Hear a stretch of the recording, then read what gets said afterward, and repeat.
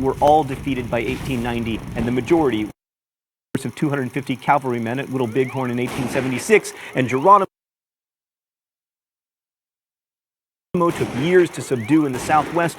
Western Native Americans were all defeated by 1890 of the 138 million acres of land in their possession. Oh boy, it's time for the mystery document. The rules here are simple. I get the author of the mystery document, and then you get to see me get shocked when I'm wrong. All right. I have seen the great father chief, the next great chief, the commissioner chief, the law chief, and many other law chiefs, and they all say they are my friends and that I shall have justice. But while all their mouths talk right, I do not understand why nothing is done for my people. I have heard talk and talk, but nothing is done. Words do not pay for my dead people. They do not pay for my country now overrun by white men. They do not protect my father's grave. Good words will not give my people a home where they can live in peace and take care of themselves. I am tired of talk that comes to nothing. It makes my heart sick when I remember all the good words and all the broken promises. I mean, that could be almost any American Indian leader. This is totally unfair, Stan. All I really know about this is that the great father chief is the president. I mean, it could be any of a dozen people. How about if I say the name in 10 seconds, I don't get punished? And start. Sitting Bull, Crazy Horse, Geronimo, Chief Bigfoot, Keokuk, Chief Oshkosh, Chief Joseph, Chief... Oh, yes, yes! And now let us move from tragedy to tragedy. So if you're thinking that it couldn't get worse for the Native Americans, it did. After killing off the buffalo, taking their land, and forcing Indians onto reservations, the Bureau of Indian Affairs instituted a policy that amounted to cultural genocide. It set up boarding schools, the most famous of which was in Carlisle, Pennsylvania, where Indian children were forcefully removed from their families to be civilized. This meant teaching them English, taking away their clothes, their names, and their family connections. The idea, put succinctly, was to, quote, kill the Indian, save the man. Now, the U.S. wasn't the only nation busy subjugating its indigenous inhabitants and putting them on reservations in the late 19th century. Like, something similar was happening in South Africa, in Chile, and even to First Peoples in Canada. And you're usually so good, Canada, although the slower pace of Western settlement meant that there was much less bloodshed, so another point to Canada.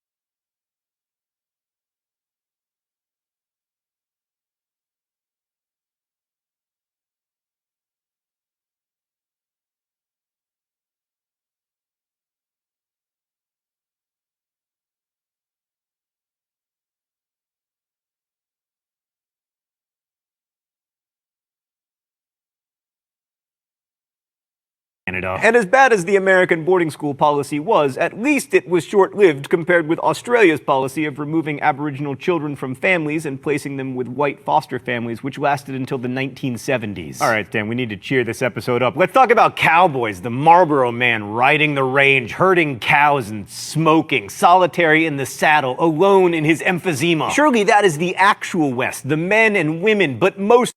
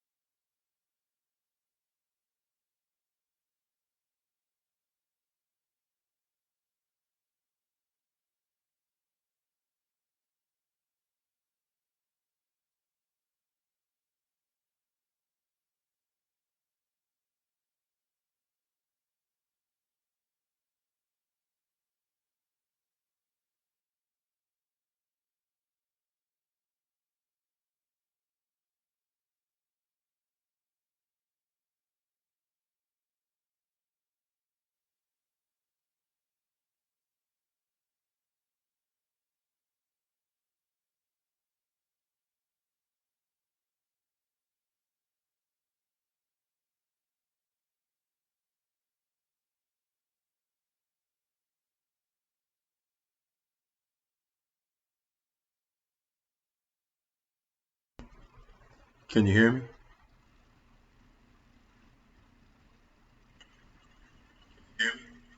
Oh, there we go.